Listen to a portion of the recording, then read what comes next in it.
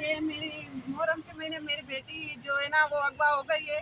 हमने एफआईआर भी करवाई है, तो अभी तक कुछ नहीं हुआ। मेरी बेटी का वो बंदा जो है उसका नंबर खुला हुआ है, इधर ही कराची में है, वो हमें धमकियां दे रहा है। उसके भाई भाभी आते हैं, कभी गेट बजा के धमकियां दे रहे हैं। उसके कजन वहाँ रहते हैं हसनाबाद में, वो आते हैं, वो धमकियां देते हैं हमें। कभी मेरे शोहर के पीछे जाते हैं, कभी मेरे बेटे के पीछे फोन पे धमकियां खुद देता है, और उसके आदमी आते हैं हमें तंग करते हैं। धमकी देने वाले का क्या नाम है? धमकी देने वाले का एक का है वो जहांगीर, दूसरे का नादर, कहाँ पे रहते हैं?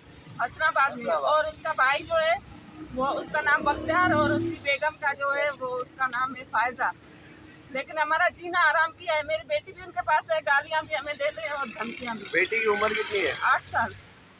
अभी बोल रहे हैं हम उसे भेज देंगे, मेरे पास वाच पड़े हैं, वो बोल रहे हैं हम उसका रिश्ता कर रहे हैं। कितने टाइम से रखी हुई उन्होंने? मुहर्रम के महीने में हुआ है, 8 महीने 9 हो गए। कौन से इलाके से हुई है? हमीसागोर से। एफआईआर कटी हुई है? हाँ, एफआईआर करवाई है हमने। कुछ भी नहीं हुआ? नहीं, उन लोगों ने मोबाइल फेंका था, हमने वो मोबाइल भी पुलिस वालों को दिया जिसपे मेरे साथ बात कर रहे थे। बहुत ब्लैकमेल पहले भी किया था उन लोगों ने, अभी भी।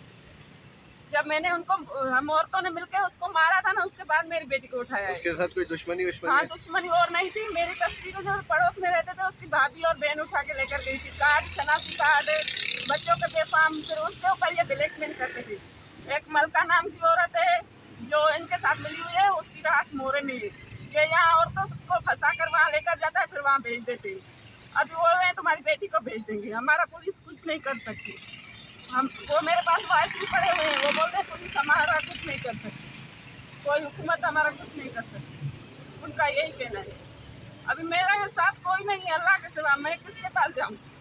वो बोल रहे हैं तुम्हारे बेटे को, शोहर को हम सबको मार देंगे।